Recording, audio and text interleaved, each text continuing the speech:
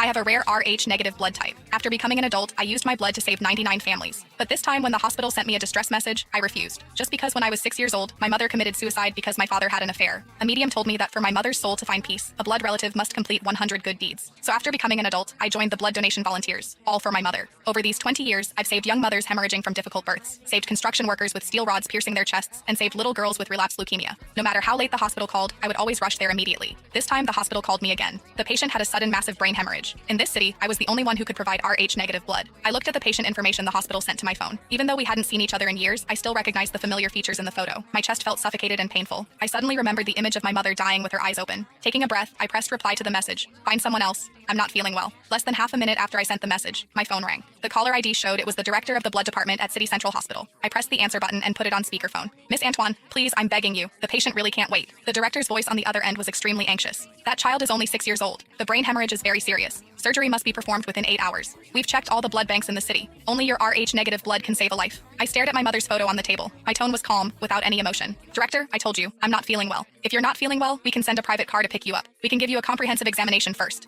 Miss Antoine, this is a human life. You're the most caring volunteer in our state. You can't just watch someone die. I laughed coldly. Being a volunteer means I have the right to refuse at any time. I don't owe you anything, and I certainly don't owe that child anything. After saying this, I hung up directly and pressed the power button. The room instantly became quiet. I looked at my mother's gentle face in the photo, my fingers clenched tightly into fists. Just one more good deed, and my mother could find peace. But this 100th good deed, I would absolutely never do for my enemy's son. But I was thinking too simply. Less than 10 minutes later, my backup work phone suddenly lit up. Only a few important clients and the community manager knew this phone number. I looked at the unknown number on the screen and pressed answer. Is this Miss Antoine? The male voice on the other end was extremely anxious and accusatory. I'm a reporter from the state TV station. The entire internet is looking for you right now. The 6-year-old boy with brain hemorrhage at City Central Hospital. Why won't you save him? Do you know your behavior is equivalent to murder? I gripped my phone tightly, my eyes completely cold. Murder? By your logic, that child's biological parents murdered someone 20 years ago. Why don't you investigate that? I hung up directly and blocked the number. I opened my tablet next to me and clicked on the local news live stream. On the screen was the scene outside the emergency room at City Central Hospital. A well-dressed woman was kneeling on the floor outside the emergency room door, crying hysterically. Please, everyone, help me. Help me find that volunteer. As long as she's willing to donate blood to save my son, I'll kowtow to her. I stared at that face on the screen. Even if she turned to ash, I would recognize her. Garcia. In the footage, a middle-aged man in a suit walked into frame. He bent down to help Garcia up, facing the reporter's camera with a face full of indignation. I don't understand what this volunteer is thinking. The hospital said she's donated blood for free 99 times, so why won't she save my son? If it's about money, I can give her 1 million, 10 million. Gabriel spoke through gritted teeth to the camera. A 6-year-old child is lying inside waiting for his life to be saved. How can she be so selfish? I hope all the netizens can help me find this person.